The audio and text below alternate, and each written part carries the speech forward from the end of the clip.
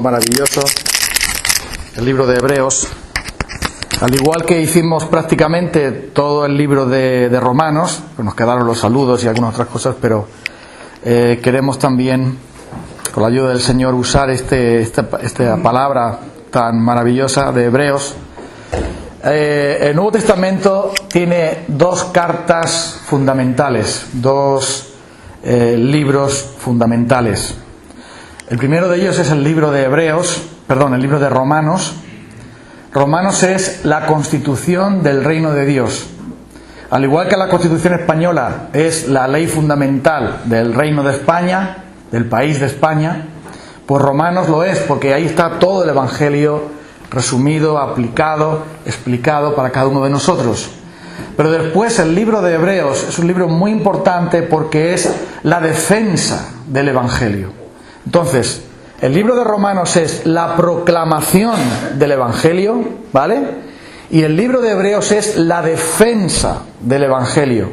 ¿Defensa de qué? Defensa ante todos los enemigos que se presentan contra el Evangelio de Dios. Y vamos a ir viendo estos enemigos a través de este libro de Hebreos, del cual el autor no sabemos con certeza. Muchos dicen que fue el apóstol Pablo, otros dicen que no está seguro que lo fuera. Sí sabemos que fue el Espíritu Santo. El Espíritu Santo sí inspiró este libro de Hebreos. ¿Y por qué es tan importante? Porque en este libro de Hebreos vamos a ver la separación total entre el Evangelio y la religión.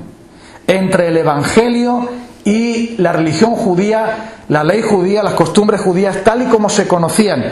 La ruptura final de estas cosas. Porque la ley, el tiempo del Antiguo Testamento es el tronco.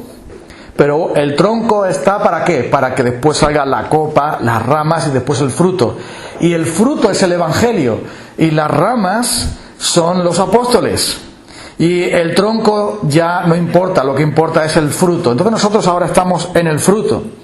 Y vamos a leer Hebreos capítulo 1, versículos 1 al 4, y con eso tendremos bastante. ¿Por qué? Porque vamos a explicar por qué motivo este apóstol, sin duda fue un apóstol, comienza de esta manera este libro, esta carta, dedicada a los cristianos judíos del primer siglo, de la época de los apóstoles.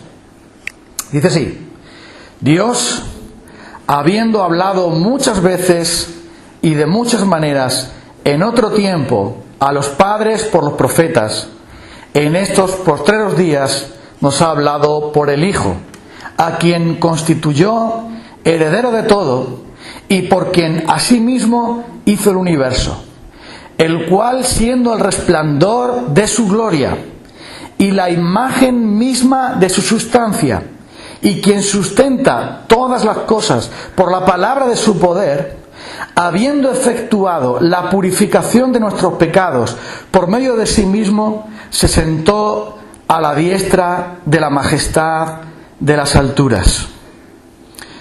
¿Cuál es la solución a nuestros problemas? ¿De qué manera podemos solucionar nuestros problemas? Todos buscamos una solución cuando tenemos problemas. Y la mayoría de nosotros buscamos un arreglo a nuestra manera. Si tenemos un problema de trabajo, buscamos que el trabajo solucionarlo con nuestros medios. Si tenemos un problema en la familia, queremos arreglar ese problema a nuestro modo, usando las herramientas que sabemos, nuestra astucia, nuestra sabiduría, nuestro sentido común, que es el menos común de los sentidos. Queremos usar las herramientas que tenemos en nosotros mismos, o también pedir consejo a otros, que tampoco está excesivamente mal, pero pedimos, si nosotros no sabemos cómo arreglarlo, buscamos que alguien lo arregle, ¿no? En una serie que estaba viendo anoche de unos investigadores, aparecía una científica que había metido la pata y por su culpa había ido alguien a la cárcel, y entonces le dice a la gente que estaba por encima de él, le dice: tú arreglas las cosas, arregla esto, porque por mi culpa alguien fue a la cárcel porque me equivoqué en la analítica. Y entonces buscamos que alguien nos arregle las cosas, alguien superior a nosotros nos arregle las cosas. Y exactamente eso es lo que dice el libro de Hebreos. Y me explico. Los cristianos judíos estaban apartándose de la fe. ¿Por qué se estaban apartando de la fe? Bueno, había muchas circunstancias en contra. Tú sabes que si alguien conoce a Cristo y quiere seguir a Él, todo el infierno se levantará contra Él. Todo el mundo y en las artimañas del mundo se levantarán contra Él. Y tu propio pecado personal, tu propio corazón pecaminoso también se levantará para evitar que tú sigas a Cristo. Por lo tanto, ante esos enemigos tan fuertes, lo lógico es que tú necesitas ayuda. Los hebreos estaban apartándose del Señor. ¿Por qué motivo? Primero, todo el mundo los odiaba. Los judíos decían, los cristianos hebreos: sois unos herejes, unos blasfemos, os habéis apartado de Moisés para creer en ese tal Jesús que mataron en una cruz, y ese no es el Mesías, así que sois unos blasfemos, unos herejes, sois unos, de lo peor. Los paganos, es decir, los no judíos, que tampoco eran cristianos, decían: vosotros estáis locos. ¿Creéis en un Dios crucificado? ¿En un Dios que se deja crucificar y que muere? ¿Qué Dios es ese? Ese Dios no sirve para nada, vosotros estáis locos, vuestro evangelio es pura locura, pura tontería. Y por lo tanto, también ellos eran despreciados así. Y por si fuera poco, había una persecución organizada por el poder político para intentar aplastar a los cristianos, porque viendo estos revuelos que estaban pasando, el gobierno romano no le interesaba mucho otro grupo religioso más por ahí dando guerra, así que también se levantó una persecución, no en todas partes igual, pero una oposición clara del poder político. Entonces mira esto, ¿qué está pasando con ellos? Primero, están teniendo odio de parte de los demás contra ellos, persecución en el sentido religioso, pero también persecución política. Y esto está dañándoles a ellos, porque además ellos que habían creído en Cristo están preguntándose: ¿pero de verdad el Evangelio es cierto? ¿No estaremos equivocados? ¿No será mejor volvernos con los judíos donde estábamos antes? Porque así por lo menos ellos nos van a querer, porque si seguimos con el Evangelio no nos va a querer nadie. Entonces nos podemos acercar un poco a ellos, porque al fin y al cabo eso es de Dios. Dios fue el que dio el Antiguo Testamento, así que ellos también tienen su razón. Por otra parte, otros dicen: yo no aguanto la persecución, ya está bien, ya demasiado difícil es seguir a Cristo, y encima ya me persigue también el gobierno, y me llaman tonto y loco, entonces yo mejor dejo esto, yo mejor no sigo, porque hay que pagar un precio muy alto y yo ya no puedo más. Entonces algunos, nos dice el capítulo 10 de Hebreos, habían dejado de congregarse desanimados. Otros directamente habían renunciado a Cristo, y otros estaban en el filo de la navaja, caminando en la cuerda floja, como el equilibrista que va con la barra así, cuidado que en cualquier momento puede caerse. Algunos estaban dudando: ¿el Evangelio vale la pena? ¿El Evangelio es la verdad? ¿O no? ¿O no tanto? Y en medio de todos esos ataques, en medio de toda esa oposición, en medio de toda esa lucha espiritual que ellos están experimentando, este apóstol le escribe esta carta impresionante.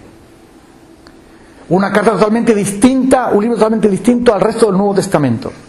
Al igual que el Evangelio de Juan es completamente diferente a los demás evangelios, Marcos, Lucas y Mateo, también el libro de Hebreos es totalmente diferente y radicalmente diferente a cualquier otro libro del Nuevo Testamento. Como el libro de Apocalipsis es único, Hebreos es único. ¿Y por qué?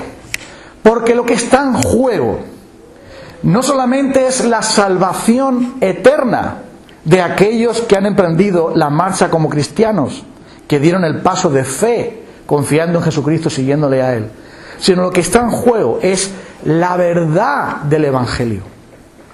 En medio de toda esa lucha, había también los cristianos judaizantes que estaban dentro de la iglesia y decían: vamos a acercarnos un poquito más al hermano judío.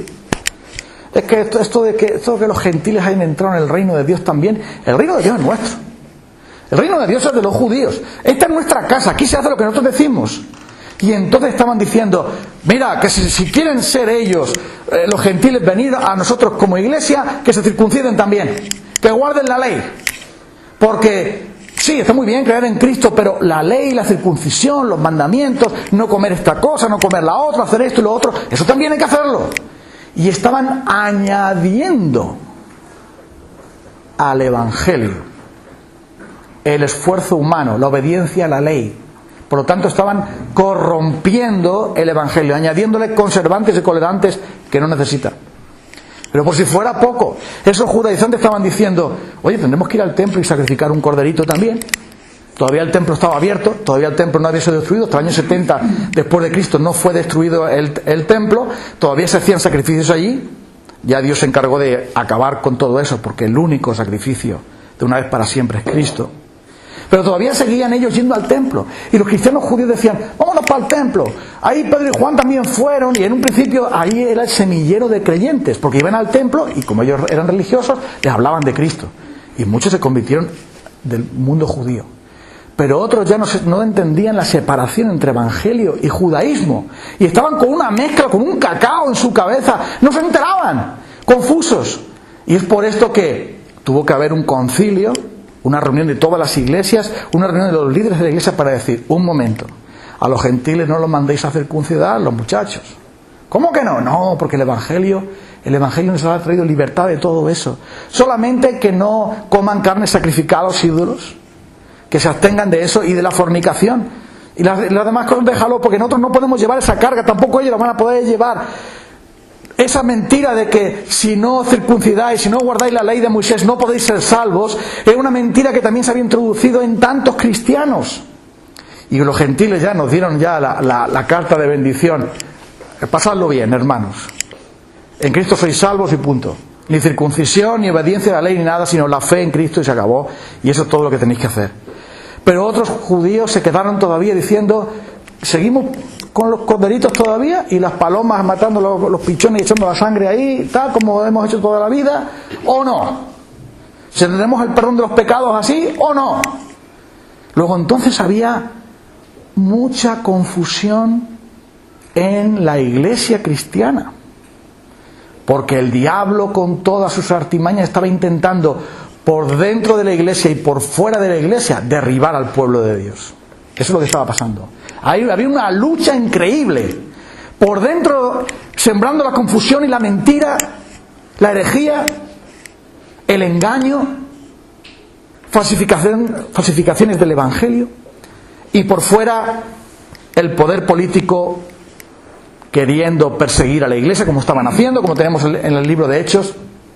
Y también, por supuesto, el odio y el desprecio de todas las personas en contra de los cristianos. Toda la cosa no ha cambiado mucho. Seguimos igual. Porque si tú quieres ser un cristiano fiel a Dios, te van a despreciar.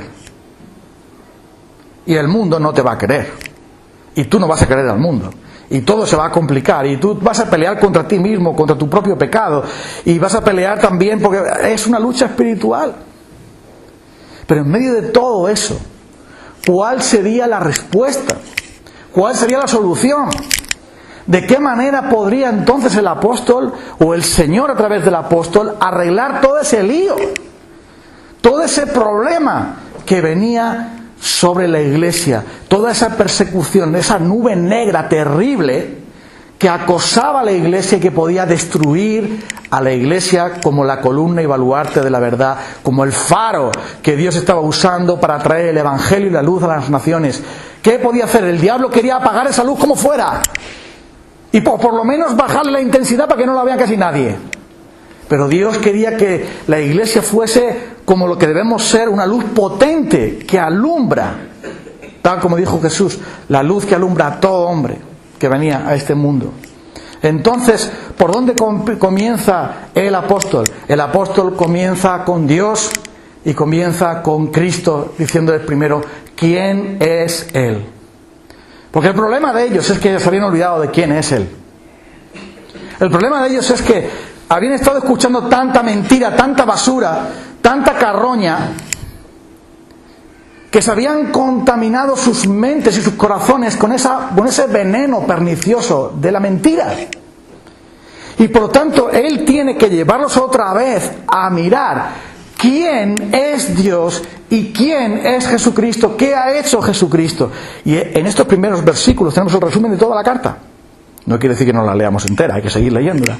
Pero tenemos ahí como un resumen, como una introducción de lo que va a ser toda esta maravillosa carta, donde Cristo es exaltado hasta lo sumo. y donde Él es colocado en el lugar que el Padre quiere, como la única solución para nosotros como creyentes. Entonces, mira, siempre que nosotros afrontemos la confusión y no sabemos qué creer, siempre que nosotros afrontemos la tentación y no sabemos qué hacer, siempre que nosotros afrontemos la persecución y no sepamos cómo actuar, cómo reaccionar, siempre que afrontemos la adversidad, siempre que afrontemos el desprecio, siempre que afrontemos cualquier problema, la solución es que, vamos a leerlo, primer versículo. Dios, habiendo hablado muchas veces y de muchas maneras en otro tiempo a los padres por los profetas, en estos últimos tiempos, en estos últimos días, nos ha hablado por el Hijo, a quien constituyó heredero de todo y por quien asimismo hizo el universo. El libro de Hebreos comienza diciendo Dios, ese Dios a que vosotros queréis, a quien creéis, aunque queráis seguir el judaísmo. Ese Dios ha hablado muchas veces, es verdad.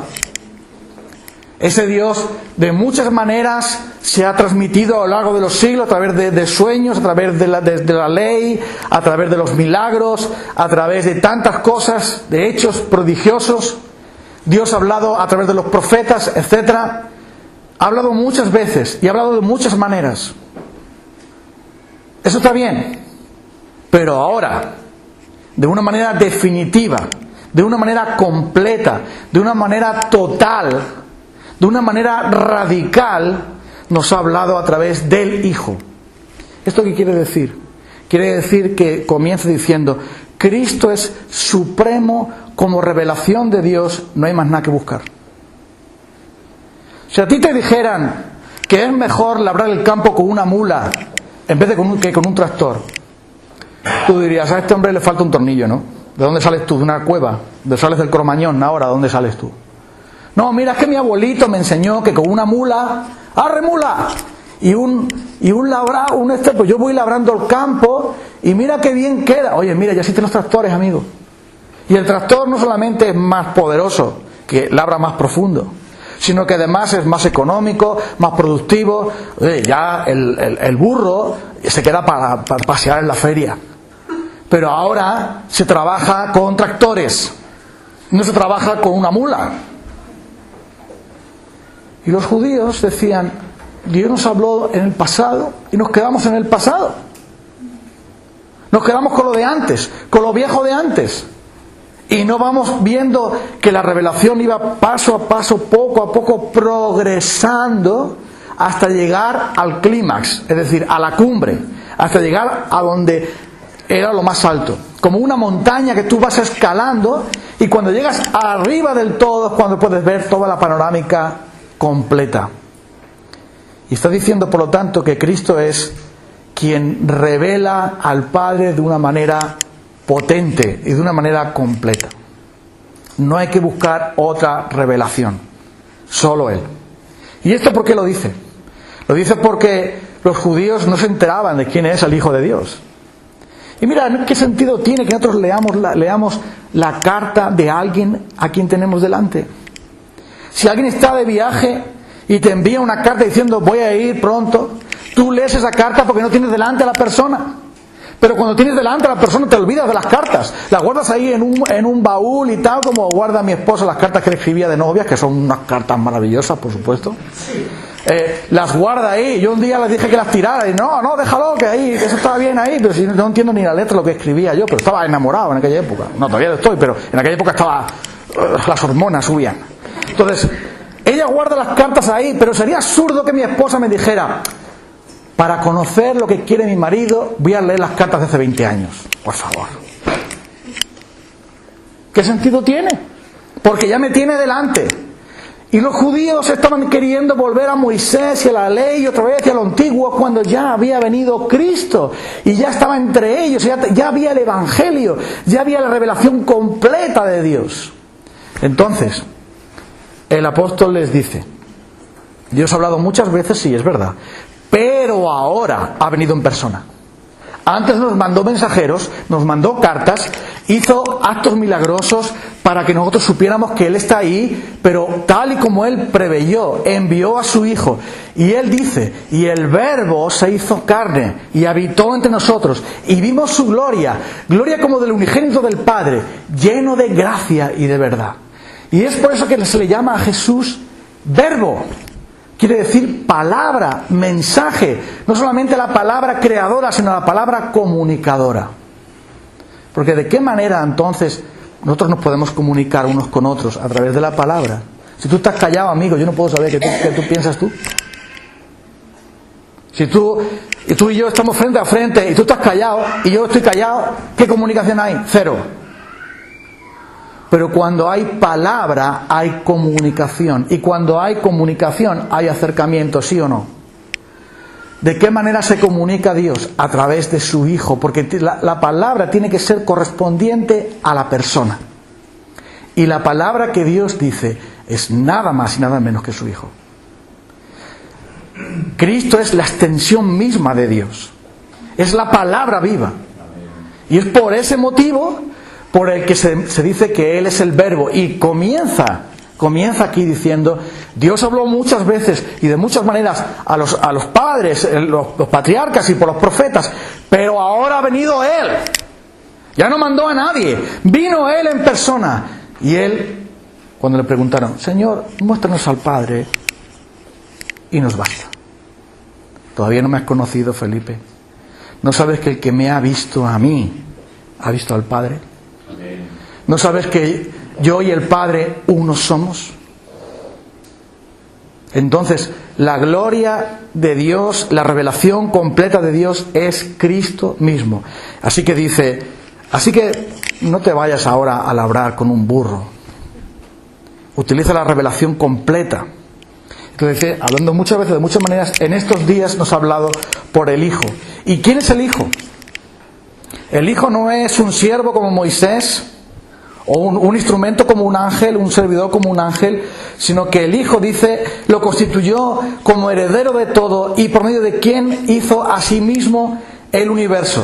Entonces la segunda cosa que dice es no solamente que Cristo es la suprema revelación de Dios, y es a través de Cristo que nosotros vamos a poder conocer a Dios, le veremos tal y como Él es, veremos a Dios cara a cara, sí, pero a través de su Hijo, porque Él es la palabra, la revelación. Pero mira, después dice que Él es el heredero de todo, por medio de Él fueron hechas todas las cosas, y Él es, por lo tanto, el Señor. Primero dice que es quien revela, después dice que Él es el creador de todas las cosas, y por lo tanto el dueño. ¿Por qué dice eso? Porque algunos pensaban que Jesús no era exactamente Dios. Por ahí están los ruselistas, los de tin, tin, tin, tin y eso. Esos dicen, los testigos de Jehová, que Jesús es un Dios. Más importante, el jefe de los ángeles, ¿no? Pero un Dios. Y eso algunos estaban creyendo que Jesús no era superior a los ángeles, que los ángeles, algunos muy importantes, como el arcángel Gabriel o Miguel, etcétera, ellos eran más importantes pero dice ahí, el Hijo, Dios le dice que Él es la imagen exacta de Él, exactamente Él. Y además dice aquí que por medio de Él creó todas las cosas, lo hizo heredero de todo. Es decir, que Dios en su gloria, una gloria incontenible, una gloria que no se podía expresar de otra manera sino a través de su propio Hijo. Y es por eso que el Padre engendró al Hijo. Y ese Hijo, que es nuestro Señor Jesucristo, Él es exactamente igual al Padre, pero distinto. El Verbo estaba con Dios. Si estoy con alguien, no soy esa persona, ¿verdad? Pero luego dice, y el Verbo era Dios. Es decir, comparten la naturaleza, la esencia. Entonces ahí dice, ¿quién es Cristo? El heredero de todo. Por quien hizo el universo, Él es el creador de todas las cosas. Y el apóstol Pablo lo dice de esta manera: Él es la imagen del Dios invisible, el primogénito de toda creación. Por medio de Él fueron hechas todas las cosas, visibles e invisibles, sean tronos, sean dominios, sean potestades. Todo fue creado por medio de Él y para Él. Y Él es antes de todas las cosas, y todas las cosas por Él subsisten. Entonces lo que viene a decir aquí el apóstol en segundo lugar es que Cristo no solamente es la presencia de Dios, no solamente es la palabra de Dios, no solamente revela a Dios, sino que Él mismo es Dios también, porque por medio de Él fueron hechas todas las cosas, y todo poder, todo dominio, todo señorío, todo le ha sido dado a Él, porque Dios lo creó para Él. ¿Sabes? Mi padre me animaba cuando tenía que trabajar a los albañiles, y yo quería irme con mis amigos. Yo tenía 12 años y quería irme con mis amigos a jugar al fútbol o lo que sea, o tal y cual, o a fumar escondidas, o esas cosas que hacen. Pero mi padre me decía: no, vente a hacer tapias. ¿Sabes lo que es hacer tapias, no? Entonces se ponía un molde de madera, un cajón así grande, y entonces las tapias, que son muros gruesos, se fabrican ¿cómo? Pues echando tierra y agua y apisonando con una cosa muy pesada, ¿no? ¿Sabes? Con una especie de martillo grande. Y entonces mi padre me llevaba allí. Era más barato que yo irme. Entonces, pues, ponte ahí. Entonces me decía mi padre una cosa: Fran, dale duro a eso. Dale, venga. Y yo trabajaba ahí haciendo tapias con mi padre. Aunque yo me sentí un hombre pues, diciendo: yo soy como mi padre trabajando aquí. Coge el otro más chico. Bueno, vale. Y yo hacía las tapias ahí. Entonces mi padre me dice: esto será para ti. Eso me decía mi padre. Trabaja ahora conmigo, porque esto un día será tuyo. Cuando el padre planificó crear todas las cosas, le dijo a su hijo: ven conmigo a crear todo, porque tú eres el heredero. Todo va a ser para ti.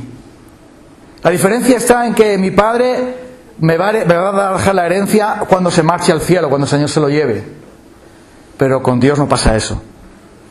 El Padre quiere que todo sea de su Hijo, y el Padre quiere tener deleite en que su Hijo lo tenga todo. Entonces, Él creó todas las cosas por medio de Él. Y sin Él, nada de lo que ha sido hecho, fue hecho, nos dice la Biblia.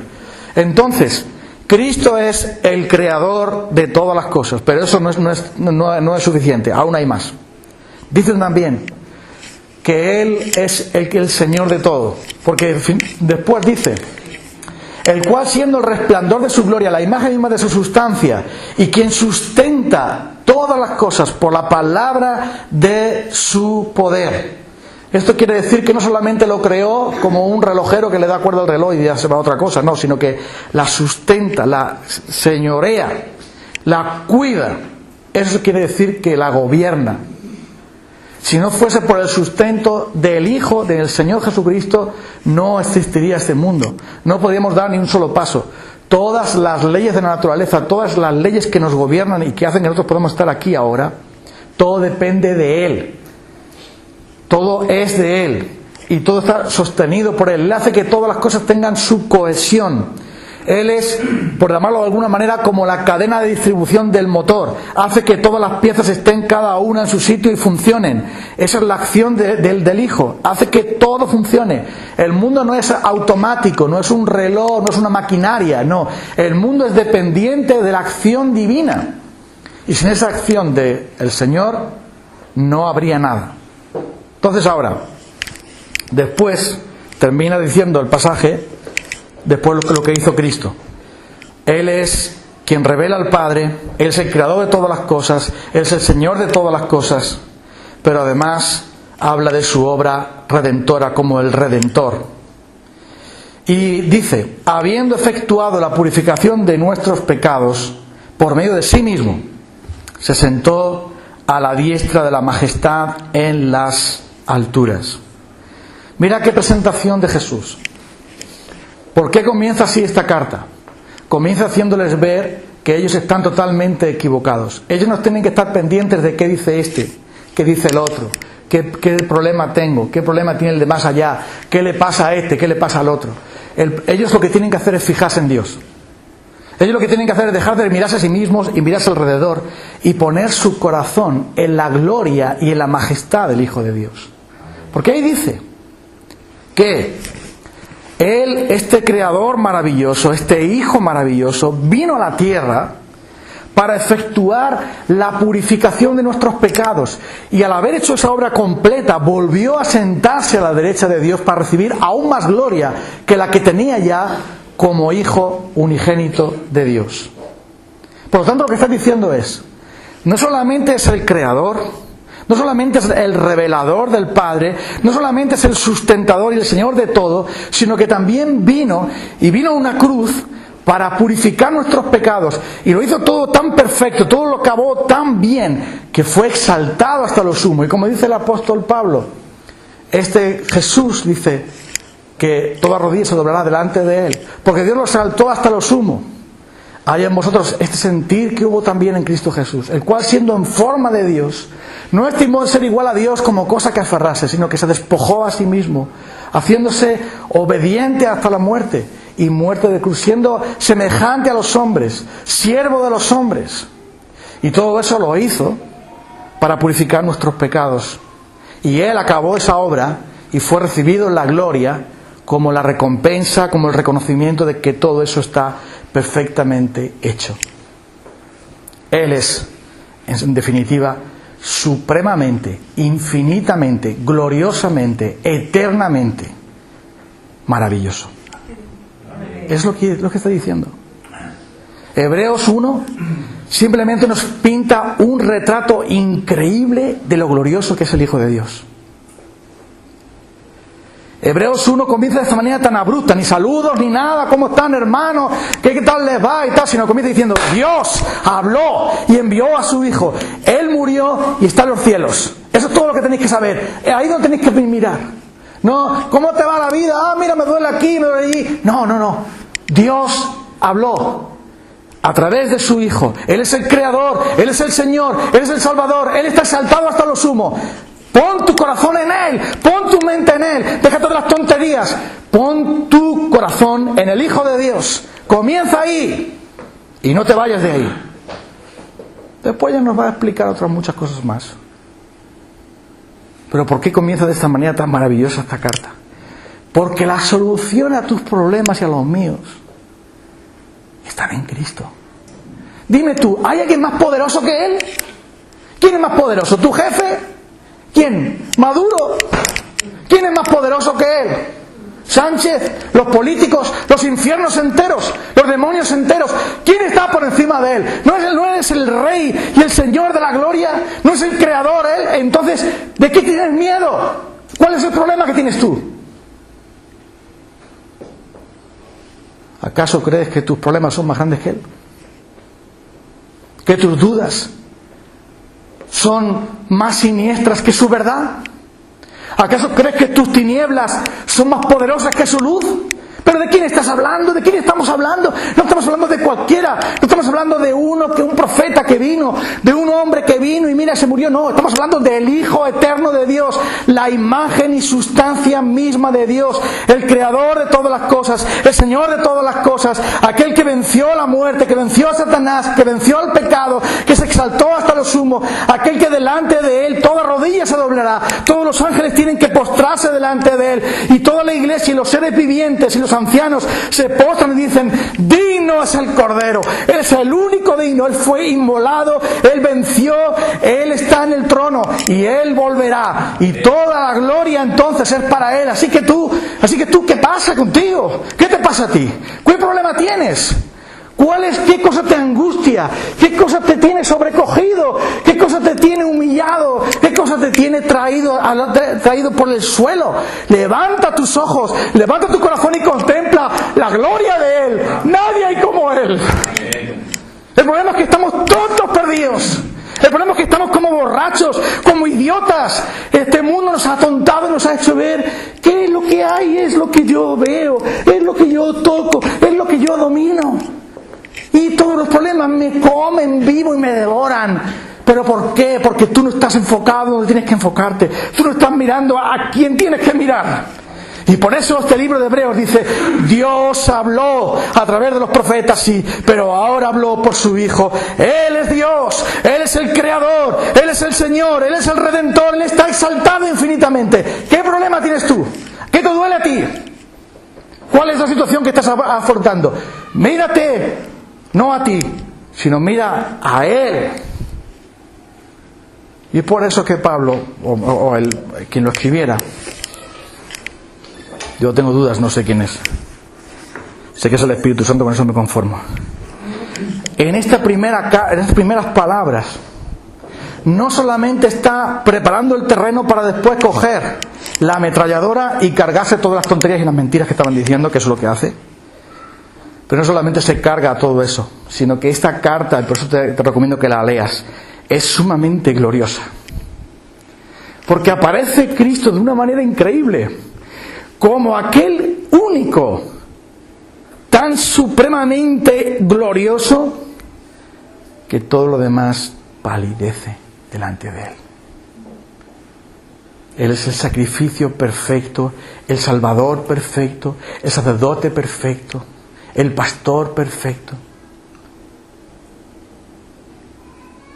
Él es el Maestro perfecto, el Señor perfecto. Todo es perfecto en Él, todo es hermoso en Él. Todo poder le pertenece, toda gloria le pertenece. Todo está en Él, todo está radicado en Él. Y nosotros no estamos mirándole a Él. Estamos mirando otras cosas. Y creemos que ser cristiano consiste, no hagas esto, no hagas lo otro, pórtate bien.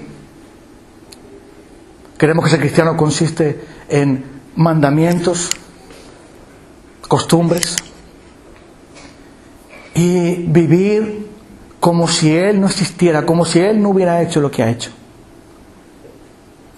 Y muchas veces el diablo nos engaña, porque nos hace apartar la vista de la cruz, nos hace apartar la vista de la gloria de Jesús, nos hace apartar la vista del poder de Jesús, de la majestad de Jesús, y creemos que este mundo funciona solo con las leyes que vemos, y no nos estamos dando cuenta de quién es Él. Y es por eso, y ya tengo que terminar, que Hebreos no solamente es una exposición maravillosa de la verdad, sino también es un reenfoque de a dónde tenemos que mirar tú y yo. ¿A quién tenemos que mirar tú y yo? Es verdad que si yo miro a mis problemas, me hundo en las arenas movedizas. Es verdad que si miro a este mundo, también me hundo. Es verdad que si miramos que en este país, por ejemplo, las pocas personas que creen en Cristo, que quieren creer en Cristo, es verdad que si miramos nuestra propia debilidad, nuestra propia carne, es para hundirnos, para desesperarnos. Cuando vemos lo poco que somos, cuando vemos lo débiles que somos, cuando vemos cómo caemos en el pecado, cómo nos desanimamos, cómo nos engañan, cómo engañamos a otros, cuando vemos cómo nuestro perverso corazón empieza a echar esos frutos, nos desanimamos. Nos desanimamos en la iglesia, en el trabajo, con nosotros mismos, en las relaciones personales. Nos desanimamos de muchas maneras, como ha dicho antes Emi. Todos nos desanimamos. Pero ¿qué dice el Salmo? ¿Por qué te abates, oh alma mía? ¿Por qué te turbas dentro de mí? ¿Espera en quién? ¿En Dios? O sea, fíjate en quién, en Él.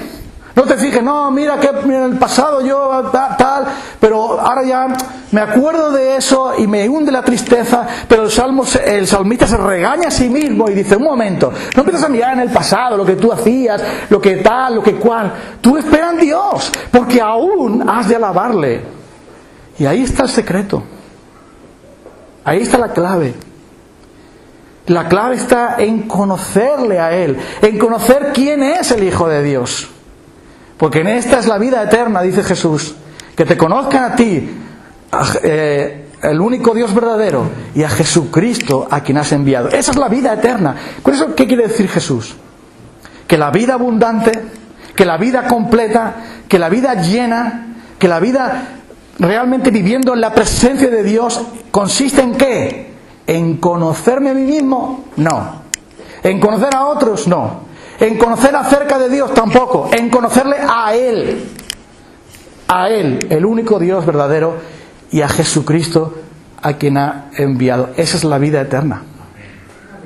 Y es por eso que nuestro corazón y nuestra intención tiene que estar en conocerle a Él. Y esto ha de movernos a la hora de leer la Biblia. Me explico. No tienes que leer la Biblia para buscar mandamientos y cosas por hacer. Ya lo sé que la Biblia está llena de muchas cosas por hacer, tareas por hacer. Pero el objetivo tuyo no es buscar en la Biblia cosas para hacer.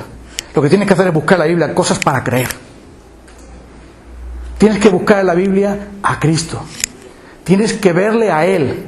Tienes que enamorarte de Él. Tienes que tener pasión por Él. Tienes que darte cuenta de quién es Él. Tienes que empaparte de Él. O déjame que lo diga con palabras un poco vulgares. Tienes que emborracharte de Él. Tienes que drogarte de Él.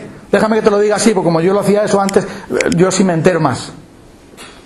De lo que se trata es de que Cristo tenga la supremacía en ti. Y tú al leer la palabra busques a Cristo. Porque cuando tú estás saturado de Cristo, todo lo demás viene solo. Todo lo demás está ahí. Estaba hablando antes con el hermano Óscar cuando vino esta mañana, de que los padres, cuando recibimos un hijo, y ahora yo que hemos sido abuelos, pues mi hija nunca ha tenido, es el primer niño que tiene, y encima dice que quiere tener más. Digo, bueno, pues tú verás lo que haces. A ver, mi hija nunca ha sido madre, mi yerno tampoco. Son padres primerizos, como si los demás hubiéramos venido de una academia o algo. Pero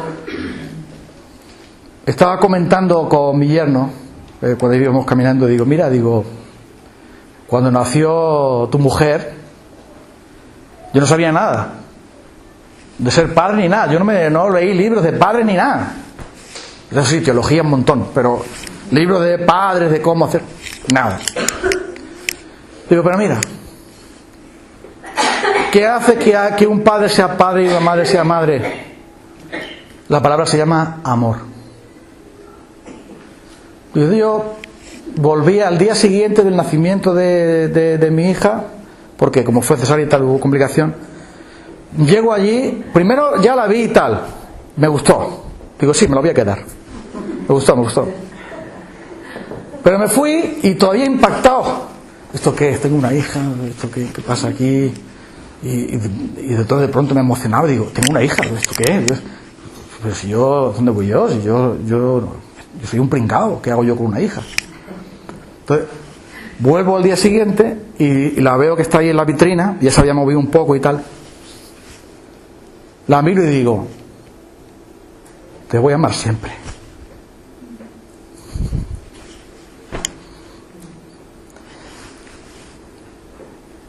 El amor hace que tú aprendas a hacer algo que no sabías hacer. Mi yerno no sabe ser padre, pero aprende porque ama a su hijo. Mi hija no sabe ser madre y tiene que aprender un montón de cosas, pero lo va a hacer bien porque ama a su bebé. Y yo no sé ser cristiano, pero amo a Cristo. Y aprenderé a hacerlo. Es al revés. Lee la Biblia para creer en Cristo y enamorarte de Cristo. Mírale a Él y todo lo demás sale solo. No le tienes que enseñar a una madre que se ponga el despertador para velar por su hijo, porque ella duerme con un oído para allá y otro para acá. No tienes que enseñarle a un padre qué es lo que tiene que hacer cuando su hijo tiene problemas, porque él se va a movilizar y se va a hacer. Lo va a hacer de una manera natural. Ser cristiano es lo natural para alguien que ha nacido de nuevo. Y por lo tanto nosotros, al contemplar a Cristo y fijarnos en Él, lo natural será que mandemos a freír espárragos la mentira, que le demos una patada en el trasero al diablo y que pongamos nuestro corazón en el Señor. Y eso va a suceder cuando nosotros miremos que Dios, habiendo hablado muchas veces, ahora nos ha hablado por el Hijo. Él es el que hizo todas las cosas. Él es el Señor de todas las cosas. Él es el que murió, purificó nuestros pecados y está a la derecha de Dios. Él es nuestro Salvador. Él es nuestro Salvador. Así que fíjate en Él y vive para Él. Que así sea. Vamos a cantar una alabanza para terminar.